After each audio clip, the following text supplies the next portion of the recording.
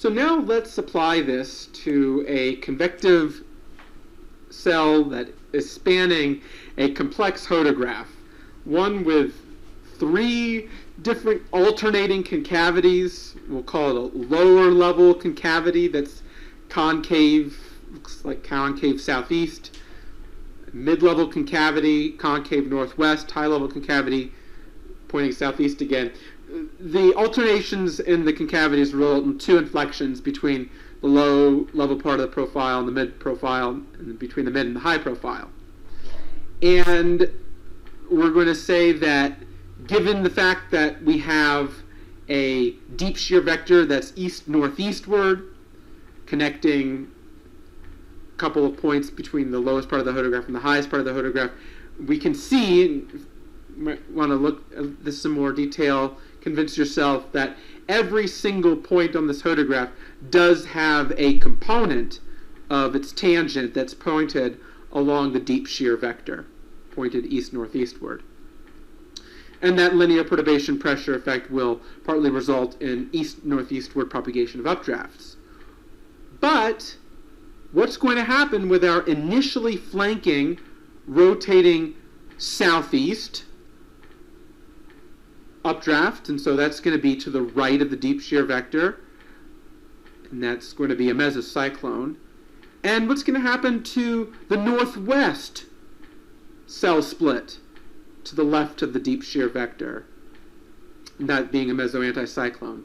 These new incipient or new updrafts that have formed from the interaction of the initial updraft that is interacting with the east-northeast directed deep shear vector. So we're going to have to do this analysis relative to each of the concavities to determine the vertical acceleration from the linear perturbation pressure gradient force. For the first, in the left column, we'll look at the left of shear vector. That would be the mesoanticyclone to the northwest. Again, deep shear vector going from west-southwest to east-northeast, resulting in a to the northwest and to the southeast. Separate cell splits. What's going to happen to the mesoanticyclone to the northwest and the mesocyclone to the southeast in the low levels, the mid levels, and the high levels? Well, let's look at how the alternations in the concavity result in differences in whether we have each of those regions of the vertical profile experience either linear perturbation pressure gradient force induced ascent or subsidence, either ascent or subsidence.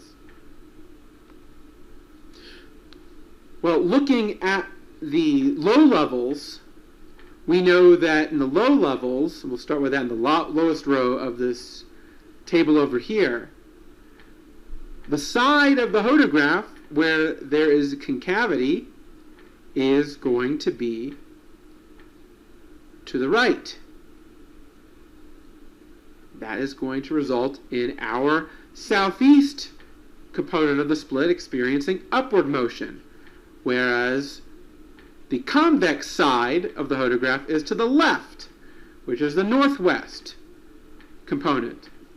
In the mid-levels, the cell to the right, or rather the new updraft to the right, is going to experience subsidence because that's convex side of the hodograph, whereas the concave part of the hodograph is to the left. So that's why we have upward motion to the left. In the high levels of the hodograph, we have, or rather high levels of the convective layer, this side of the hodograph where we have a concavity is to the right, the southeast component, whereas to the left we have subsidence for the northwest component.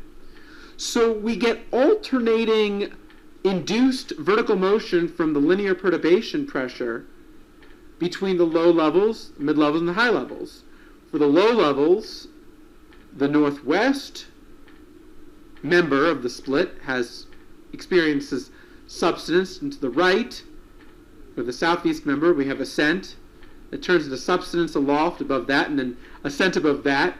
And then for the northwest member, we have subsidence in the low levels, ascent in the mid levels, subsidence in the high levels. So every inflection means opposing or offsetting vertical accelerations for both members from the initial split.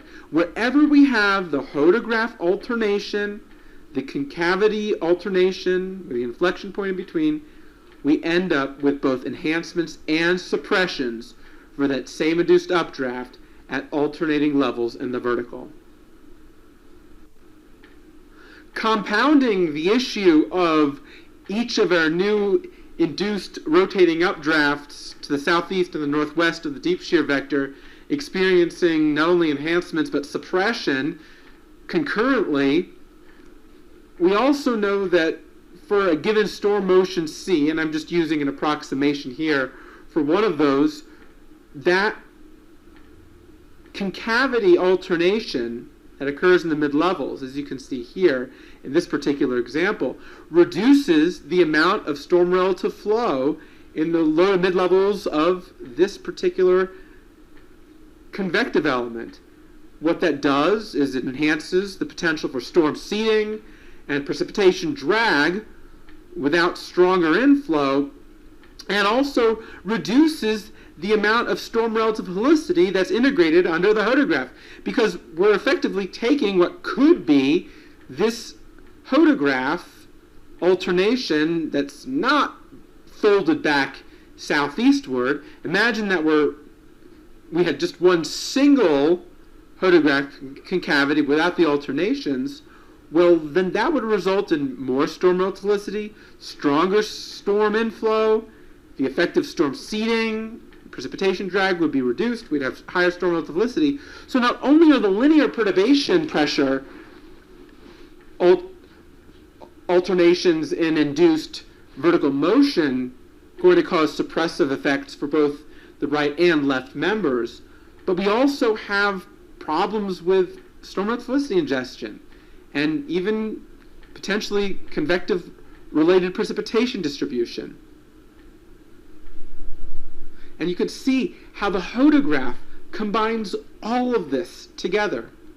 So with a multi-inflection hodograph, both members of the split can persist, though with alternating perturbation pressure gradient forces each providing updraft suppression.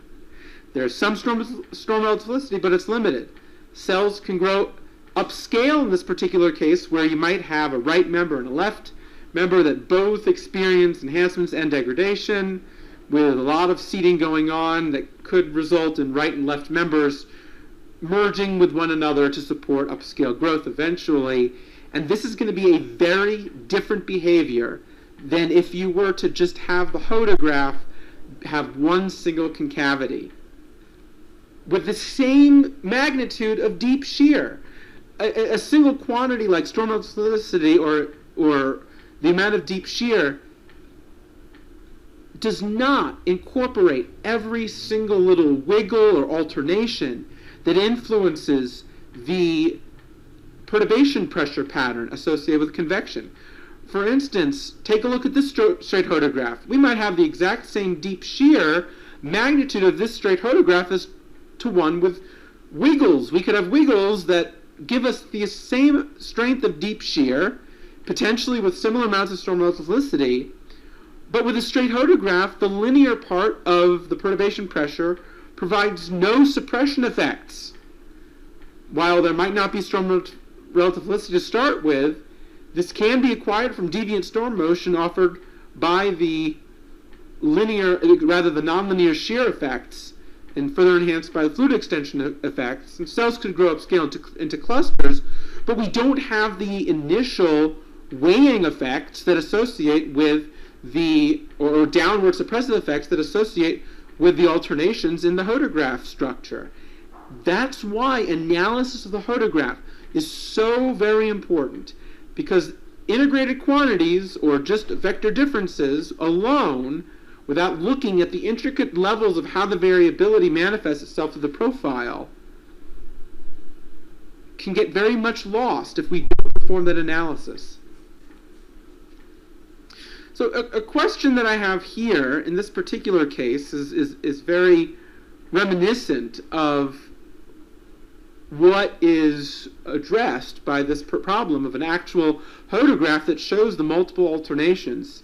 And I'm going to leave this slide here. Take your time in terms of reading the explanation, but this is very much what we've addressed in terms of taking this photograph and analyzing what we would expect to have occur when convection is interacting with a vertical shear profile. Feel free to pause on the slide if you want to review this real-world example, some more that was modeled in the previous example.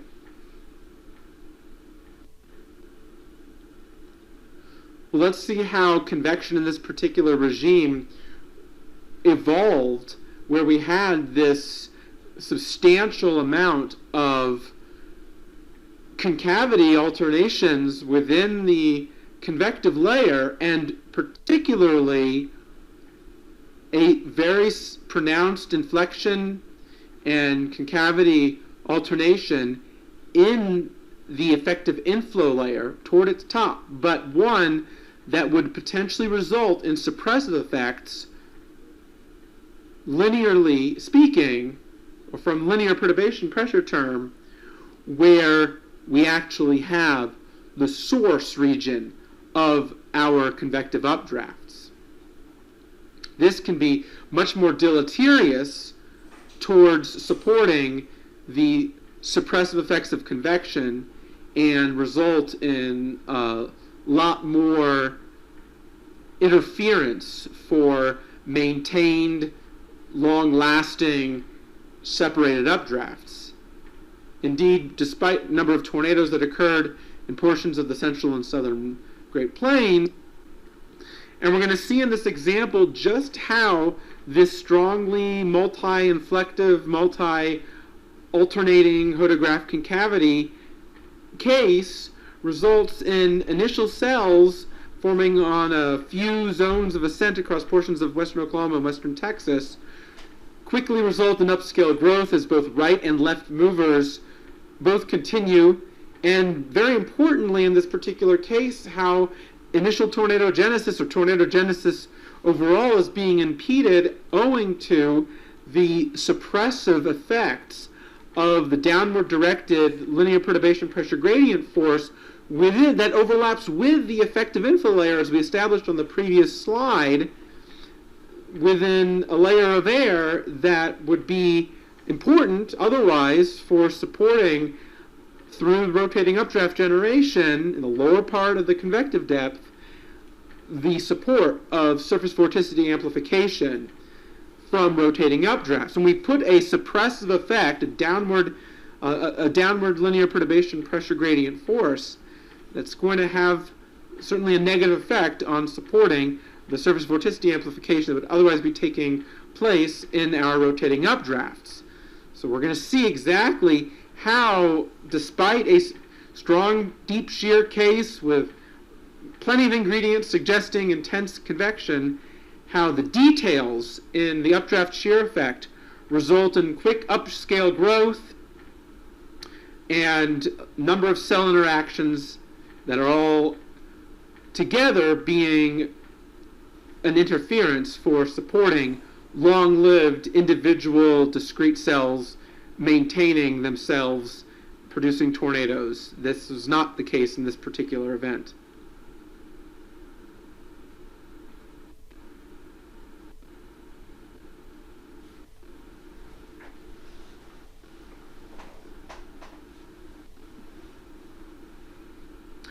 All right, to contrast this with another event, in the High Plains region, we had a case of a hodograph that, through much of the convective layer in the red, yellow, and green sections, higher levels are shown above. We're going to focus mainly on the convective layer. The degree of hodograph concavity alternation and apparent inflections are much reduced, where we do have some very modest inflection in the mid-levels. We'll see in this case that individual cells are much more of a tendency to last on their own for much longer lengths of time. as we lack the number of alternations in the hodograph, and any of them are very small. Any of them are really elevated well above any effective inflow layer, and that is certainly going to not be presenting as much of a challenge with regard to supporting a downward suppressive effect on vertical motion within the part of the updraft that could potentially be rotating to support tornadoes. And the net result is a much larger number of tornadoes across portions of the High Plains region.